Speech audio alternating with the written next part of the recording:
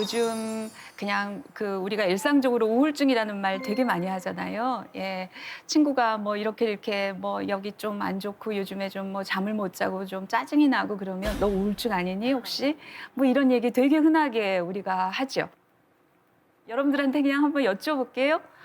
요즘에 나 되게 좀 우울하다 이런 기분이 좀 있다. 그렇게 느끼는 분 많이 있으시죠?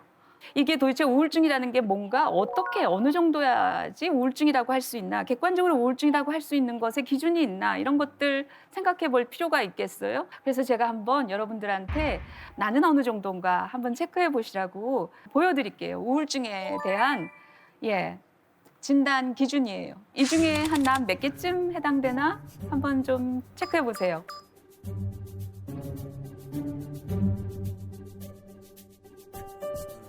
한 몇 개쯤? 네 개. 네 개. 6개. 6개. 저도 4개요. 네 개. 예. 네 개, 6개. 네. 저는 한 개 그냥 오늘 좀 일찍 일어났더니 피로가 그럼 잠자면 해결되는 거니까 상관없어요. 네. 어쨌든 뭐 4개, 6개, 뭐 여러분들도 막 이러시네요. 저 6가지 중에 2가지 이상 해당된다 그러면 우울증 진단을 받을 수 있어요. 그럼 저희 5분 그러죠. 중에 한 4분이 벌써 우울증이 그렇죠. 예, 그렇죠. 그게 지금 의학적으로 말하는 우울증의 객관적인 진단이에요. 좀 의아하시죠? 네. 네. 어떤 게 의아하세요? 아니 저는 굉장히 네. 긍정적이고 밝은데 저 2가지가 해당이 되는데 그 꼴랑 2가지 가지고 나를 우울증이라고 단정 짓는 거는 있을 수 없다. 예, 약간 예. 정말 이해할 수 없어요. 저항감이 든다. 살면서 뭐 1-2가지 정도는 저 정도에 느낄 수 있잖아요. 뭐 그렇죠. 얼마든지. 그렇죠. 절대 예. 인정할 수가 없어요. 그렇죠. 저기서 말하는 우울증의 진단은 전체적으로 내 모두가 좀 우울하다. 그런 기간이 한 2년 이상 됐다. 이런 전제 위에 저 중에 2가지가 이상이면 우울증이다. 이렇게 말할 수 있는 거예요. 근데 아무리 그래도 좀 억울한 느낌 많이 드시죠? 선생님 저는 예. 지금 이거 말고도 조금 억울한 적이 있었거든요. 네. 언제였냐면 첫째 아이를 낳고 나면 산후우울증 이런 얘기 많이 하잖아요. 그렇죠. 아기를 낳고 나면 예. 말도 안 돼. 나에게 무슨 산후우울증? 이렇게 생각을 했었어요. 그런데 막상 제가 그 귀한 아이를 낳았음에도 불구하고 행복하지만 조금 우울한 감이 들었어요. 예. 그래서 힘들어서 제가 이제 잘 아는 그 정신과 의사 선생님 동생이 있어요. 그리고 그 친구에 전화를 했어요. 전화를 해서 내가 아이 낳고 나서 약간 우울감이 든다. 근데 제 얘기가 끝나기도 전에 무섭게 누나 100% 산후우울증이야. 가서 그 우울증 처방약 받고 먹으면 돼. 이렇게 얘기를 하는데 갑자기 너무 화가 나는 거예요. 그렇죠. 그 얘기를 듣자마자 그때도 굉장히 억울하고 받아들이기가 힘들었어요. 그렇죠. 예. 우울이라는 것은 어떻게 인간한테 생기는 감정이냐면요. 벽을 만났을 때 인간이 느끼는 감정이 우울이에요. 예. 어떤 한계, 넘을 수 없는 벽. 근데 인간이라는 것은요. 하루 24시간 그런 벽에 갇혀서 살아요. 누구나 다 한계를 지니고 있어요. 예. 내가 더 열심히 마음을 더 내면 내 시간이 30시간 되는 거 아니에요. 예, 24시간이라는 한계 있고요. 사람은 뭔가 더 뭘 해보고 싶어도 내 삶이라는 것은 유한해요. 그래서 사실은 모든 인간은 본질적으로 우울할 수밖에 없는 존재예요. 그런 한계와 벽을 끊임없이 느끼는 것이 우리 삶이에요. 그러면 우리가 힘든 경우가 많은데 이 힘든 것을 어떻게 봐야 하는가 예를 하나 들어볼까요? 중학교 2학년 아이였는데요. 아들을 키우는 엄마였어요. 학교에서 우울증 체크리스트로 중증 우울증이 나왔고 얘가 자살 충동이 굉장히 높은 것으로 나왔다는 전화를 받은 거예요. 그래서 이제 전문가를 찾아가라 상담 선생님이 그랬죠. 깜짝 놀라서 이제 전문가를 막 수소문해서 갔어요. 아니나 다를까 엄마 짐작처럼 부부관계가 한 몇 년 동안 굉장히 힘들고 어렵고 다툼이 심했어서 아이한테 관심을 잘 못 가졌던 거죠. 부모의 그런 그 갈등이나 이런 것이 아이의 우울증에 영향이 있었다. 뭐 이런 진단을 받았어요. 그래서 다음에 오라고 예약 날짜를 딱 잡아놨는데 아이가 그다음부터 나 치료 안 받는다고 병원 안 간다 그런 거예요. 근데 이제 가만히 보니까 엄마 눈에 어떤 게 보이냐면 얘가 그 사이에 조금 이상하게 예전보다 좋아졌다는 거예요. 엄마가 음식을 차려주면 엄마가 차려준 음식은 무조건 안 먹었대요. 그랬는데 엄마한테 밥도 차려달라 그러고 해주면 먹고, 그리고 엄마가 옆에 있으면 이렇게 자꾸 와서 이렇게 막 이런 것들이 생겼다는 거예요. 그래서 나중에 이제 그 엄마가 아이랑 이렇게 얘기를 하면서 들었던 얘기를 제가 이제 듣게 됐어요. 그 아이가 이런 얘기를 했대요. 자기가 그때 우울증 검사를 하고 결과를 들으러 엄마랑 같이 간 날 둘이 그 의사 선생님 앞에서 있는데 의사 선생님이 이렇게 얘기를 했을 거 아니에요, 엄마한테. 그때 이 아이가 엄마 눈을 봤나 봐요. 그냥 이렇게 봤는데 엄마 눈동자가 막 떨리면서 눈물이 핑 돌았던 거를 아이가 본 거예요. 그걸 보는 순간 아이가 어떤 마음이 들었냐면, 아, 우리 엄마가 나 때문에 힘들어하는구나. 내가 우리 엄마한테 아무것도 아닌 존재가 아니구나. 이런 느낌을 엄마가 눈물이 핑 도는 순간 그걸 느꼈다는 거예요. 그러면서 그 아이가 굉장히 안심을 했다는 거예요. 아, 내가 아무것도 아닌 존재 아니구나, 이런 마음 때문에 안도한 거죠. 그리고 병원에 왔다 갔다 하면서 그 병원 앞에 돈가스 집이 있었대요. 근데 병원에 갈 때마다 엄마랑 그 돈가스를 먹었나 봐요. 근데 그 돈가스가 너무 맛있었다는 거예요. 그 얘기를 엄마가 나중에 아이한테 들은 거죠. 엄마는 그때는 알 수 없었지만, 얘가 왜 좋아졌는지 알 수 없지만 그러면서 이 아이가 좋아졌던 거죠. 그 얘기를 엄마가 전하면서 진짜 강물처럼 울더라고요, 저한테. 이 아이를 치료한 요소가 그러면 뭔지 한번 살펴봐야 되는 거죠. 그게 뭐였냐면, 엄마 흔들리는 눈동자 안에서 자기 존재를 확인한 거죠. 나도 있어. 우리 엄마가 나를 인지하고 있어. 나를 의식하고 있어. 엄마가 나 때문에 힘들어하고 있어. 그 시선 속에서 자기 존재를 확인한 거죠. 그것이 아이를 그 순간에 끄집어 올린 거죠. 건져낸 것이죠. 그것이 치유의 아주 결정적인 요인이었던 거죠. 예. 우리가 한 인간의 이런 내면, 어떤 한 인간의 그 존재 그 자체에 대한 이런 존재감, 존재를 의식하고 주목하고 이런 것에 대해서 별로 개의치 않고 전문적인 것에만 의지한다는 것도 저는 그런 거 전문적인 치료라고 생각하지 않아요. 예. 저 같은 경우도 어릴 때 어머니가 막 칭찬을 막 해주는 스타일이 아니었거든요. 네. 그래서 그런 칭찬이나 무슨 막 애정 표현 이런 거에 되게 좀 목말랐던 것 같아요. 그런데 한 번씩 그렇게 칭찬을 받는 날은 그냥 한 뭐 거의 일주일 정도가 기분이 좋았었던 것 같아요. 저 같은 경우는 이제 나쁜 일이 한꺼번에 온다라는 경험을 해봤어요. 근데 술이 이제 고주망태가 돼서 집에 들어가갖고 막 힘들어하고 있는데 어머니가 이렇게 늦은 시간에 딱 아이고야.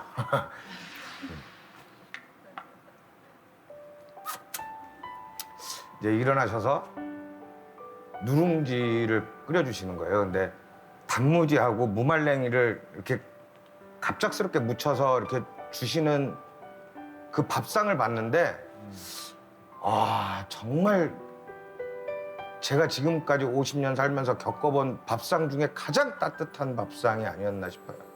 그러면서 위로를 많이 받았고, 예. 네, 그리고 또 하나는 이제 저희 아내가 가끔 아무 말도 안 하고 묻지도 따지지도 않고 힘들어 보이면 이렇게 등을 만져줄 때가 있거든요. 아, 전 세상에서 누가 등 만져주는 게 제일 좋아요. 네. 예. 예. 그냥 칭찬을 해주고, 뭐 등을 쓰다듬어주고, 뭐 지금 어떤 밥상, 이것의 핵심이 뭐냐면 저 사람이 나한테 주목을 하고 있고 나를 귀하게 여기고 있다는 거, 그런 느낌이 전달이 돼서, 예, 그런 것이죠. 그냥 칭찬 이렇게 해주면 좋아, 이런 거하고는 조금 다르죠. 존재 자체에 대한 주목. 예, 그게 예, 두 분 얘기가 그런 얘기였던 것 같아요. 일상의 그런 사소함들이 사람 마음에는 결정적인 경우가 굉장히 많죠. 말하자면 공감이고 사람을 치유하는 어떤 결정적인 요인인데, 그것보다도 뭔가 자꾸 심리 검사를 해봐야 되지 않을까요? 예, 상담을 받아봐야 되지 않을까요? 하면서 우리가 길을 잃고 우리 고통이 더 어려움에 빠지고 그런 경우가 훨씬 더 많다는 거죠. 스타들이요, 요즘에 자기 고백을 하면서 공황장애를 고백하는 분들이 많죠. 예, 제가 어떤 한 여배우인데 이렇게 속마음을 얘기하다 그런 얘기를 해요. 한류 스타니까 부와 명예와 영향력이 확 생겼죠. 그러니까 집에서도 엄마도 나한테 함부로 못한대요. 옛날에는 엄마가 등짝 때리면서 야 맨날 잔소리하고 뭐 너 뭐가 될래 맨날 이랬었대요. 근데 이제 돈을 너무 많이 벌고 집도 내가 사드렸고 뭐 여러 가지 이러다 보니까 어려워하면서 얘기를 못하고 자기 오빠도 자기가 벌은 돈으로 유학을 가 있고 그러니까 오빠도 나를 어려워하고 막 이런 삶에 있는 거죠. 어느 날 이렇게 집에서 TV를 막 돌리다 보는데 자기가 굉장히 아름답게 하면서 나온 드라마가 이렇게 나온 거죠. 그러면서 그런 느낌이 들었대요. 저게 누군가, 저게 난가, 이게 난가. 네, 이런 혼란을 막 이렇게 겪는다는 거죠. 세상 사람만 나를 연예인으로 보는 게 아니라 가족들도 연예인으로 보다가 나중에는 나도 나를 자꾸 연예인으로 스타로 자꾸 인식을 하면서 자기가 자꾸 어디 갔는지 모르게 되는 마지막에 그러면서 굉장한 이렇게 혼돈 속에 빠지고 그러다가 이제 여러 가지로 고통을 겪는 그런 경우를 저는 드물지 않게 봐요. 우리도 어떤 측면에서는 이 스타들의 삶과 다르지 않아요. 타인의 시선, 타인의 기대, 타인의 욕구. 대부분은 그게 부모이기도 하고 내 배우자이기도 하고 또 다른 어떤 것일 수도 있는데 그 기대에 나를 끊임없이 맞추기 위해서 나를 자꾸 지워가는 것이 요즘을 살아가는 우리들의 많은 모습이기도 해요. 그러다 보니까 그 끝에 가서 정말 혼돈스러워지고 모든 것이 다 막 뒤죽박죽인 것 같고 내가 누군가 싶고 불안해지고 이런 일들이 자꾸 반복적으로 나타나는 거죠. 저는 제가 거의 중학생 때부터 이제 좀 집에서 가장 역할을 지금도 이제 물론 가장 네. 역할을 하고 있는데 그래서 저는 어렸을 때부터 좀 버릇이 됐던 게 고민을 잘 얘기를 안 해요. 특히 가족들한테 왜냐면 제가 힘든 거를 가족들한테 얘기하면은 더 걱정을 할까 봐 저는 이제 고민을 얘기를 안 하다 보니까 이제 오늘 딱 이렇게 고민을 얘기해야 되는 그래서 이렇게 막 제가 그래서 계시군요. 예. 사실 저도 되게 안에 지금 이렇게 쌓여 있는 게 많은데 당연히. 막 얘기를 하고 싶은데 이게 얘기를 해야 되나 막 이렇게 왜냐면 또 이렇게 얘기하면 또 이제 엄마가 또 이거 볼 거고 근데 저는 사실 G.O.D가 이제 데뷔해서 엄청 많은 사랑을 받고 네. 또 정말 수많은 상을 받고 예. 또 정말 큰 공연장에서 예. 공연도 해보고 그러다가 이제 저희가 잠깐 이제 우리 각자 활동을 하자라고 네. 이제 결정을 하고 나서부터 이제 다른 멤버들은 뭐 태우나 호영이 같은 경우는 바로 이제 자기가 하고 싶었던 음악을 이제 하고 막 네. 활동하는데 그때 저는 제가 싹 사라진 느낌이 들었어요. 그러니까 내가 G.O.D로 살다가 네. 나로 살래니까 갑자기 어떻게 그렇죠. 살아야 될지 모르는. 항상 밥을 먹어도 5명이 먹고 네. 뭐 일을 해도 5명이 같이 하다가 아하. 뭔가 혼자 뭔가를 하려고 하니까 지금 내가 뭘 해야 될지도 모르겠고 그때 당시에는 그래도 내 개인의 영향력이 그래도 상당히 있었을 네. 때인데도 불구하고 아하. 자신감이 거의 바닥으로 떨어졌던 시기였거든요. 근데 예. 주변에서는 야 지금 뭐 그냥 아무거나 해도 돼. 막 얘기를 그렇게 해도 예. 이게 정말 진심 같지 않게 이렇게 느껴지고 그때 정말 제가 이렇게 갑자기 이렇게 사라진 느낌 네. 들어서 그때 네. 굉장히 좀 네. 많이 힘들었던 기억이 있어요. 예, 그렇죠. 그럴 때 진짜 사라지고 싶고 내가 다 없어져 버릴 것 같고 네. 예, 너무 무기력하고 예, 그러셨을 것 같으네요. 저도 고민 같은 건 절대 나한테 말을 안 하거든요. 근데 이제 어떤 가장- 마음 때문에 그래요? 저도 잘 모르겠어요. 근데 그냥 하고 싶진 않아요. 그래서 약간 저는 이제 일과 평상시에 저는 딱 중간을 두거든요. 김민규는 김민규, 이제 배우 김민규는 김민규 이렇게 두는데 되게 이렇게 화려하잖아요. 보기에는 이게 옷도 입고 이제 메이크업도 하고 헤어도 하고 이렇게 화려하게 꾸미고 나가지만 평상시엔 진짜 페인처럼 생기거든요. 그게 원래 저예요. 잘 안 꾸미고 옷도 편하게 뭐 다 편하게 다니는 게 원래 저기에 그거만큼 제가 친구들을 만나거나 누군가를 만날 때 이 친구들이나 뭐 누군가는 저를 이제 배우 김민규로 보는 거죠. 친구들도 네, 그죠. 이게 어렸을 때 그 추억을 없어지고.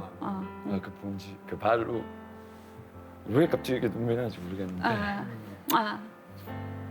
그래서 저는 제 공간을 따로 만들어 놓고 제 방에 그곳에서 잘 안 나가요. 그 혼자만의 공간에 있을 때는 마음이 어때요?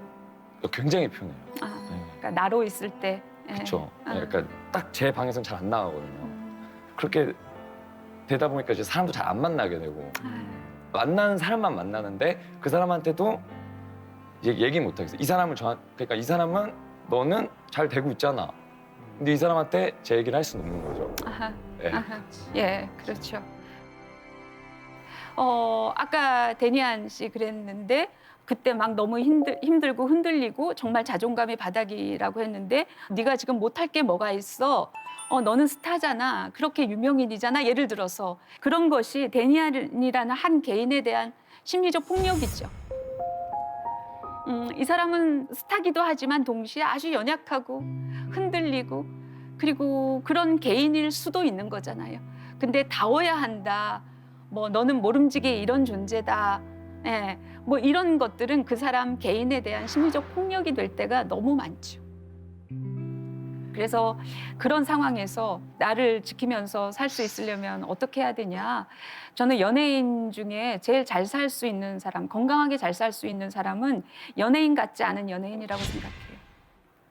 그러니까 다르게 말하면 스타 김민규, 뭐 배우 김민규이기도 하지만 20대 한 남자 김민규이기도 하고 어떤 뭐 그냥 누구의 친구 김민규일 수도 있고 그러니까 내가 배우 스타 김민규라는 것에 너무 압도되지 않고 내가 배우이지만 또 다른 어떤 여러 김민규라는 것을 내가 의식할 수 있으면 그렇게 살아낼 수 있으면 연예인 같지 않은 연예인의 역할 기능으로 살아낼 수 있는 근기 남들은 그냥 뭐 친구로 살고 딸내미로 살고 그냥 학생으로 살고 이렇게 살잖아요. 근데 사실은 사람이 금이나 은이나 금덩어리는 없어도 사는데 쌀이 없으면 굶어 죽거든요. 근데 어떻게 보면 연예인이라는 직업은 금덩어리는 있는데 쌀이 없는 상황, 일상이 없는 매우 특별하고 매우 값지고 남들이 다 부러워한 무엇은 있는데 실상은 일상을 유지할 쌀이나 물이나 이런 것이 없는 상황 이런 것 안에서 자기를 유지하고 살아가는 게 매우 어렵죠. 그래서 오히려 남보다 굉장히 성공한 그런 스타들이 그렇게 더 많이 공황장애에 시달리거나 하는 이유들이 그래서 그런 것이죠. 선생님, 저는 지금 말씀하신 고민을 한참 하고 있었고 네. 또 연기에 대한 고민이 굉장히 많은 시점이 있었어요. 밖에 일을 하는 배우로서의 삶은 굉장히 가치 있다는 느낌이 드는데 아하. 가정에 돌아와서 이런 육아나 뭐 일상적인 것들이 너무 가치가 없다는 생각이 들면서 굉장히 혼돈이 오고 괴롭기 시작한 시점이 있었어요. 예전에는 저희 남편이 같이 운전을 하고 가다가 저는 운전을 못하고 남편이 운전하니까 야 거기 가서 만두 좀 사와 이러면 내가? 좀 나더러 만두 사오라 그러는 거야. 아하. 오빠가 아니 왜 나더러 그러니까 저는 제 마음속에 나는 얼굴이 알려지고 지금 아무 무방비 상태고 막 슬리퍼 신고 있는데 나더러 뭘 저를 사오라고 할까 이런 마음이 들고 남편이 조금 서운했어요. 만두를 사면 안 되는 사람으로 자기를 책정해. 그러는 거지. 왜냐하면 나는 지금 저 안 꾸며져 있는데 예, 모든 인간은 멀티플레이어야 하고요. 왜냐하면 만나는 관계마다 예, 딸이기도 하고 엄마기도 하고 뭐 동네 아줌마기도 하고 한 사람이 여러 역할을 하잖아요. 사람은 관계마다 계속 달라지잖아요. 그 모든 것이 나고 그게 내 일상이고 그것이 내 삶의 뿌리고 그것이 튼실할 때 연기도 명령기가 나올 것이고 네. 예, 직업적으로도 훨씬 더 안정적인 직업적 삶을 살 수 있고 어떤 직업이어도 그 연예인들 삶뿐만 아니라요. 우리 일상도 마찬가지인데요. 어떤 분이 명품 매장의 판매원이었어요. 그러니까 서비스도 굉장히 고급지게 해야 되는 그런 압박이 있는 사람이죠. 거기서 한 18년 동안 근무를 했는데 그분이 이제 그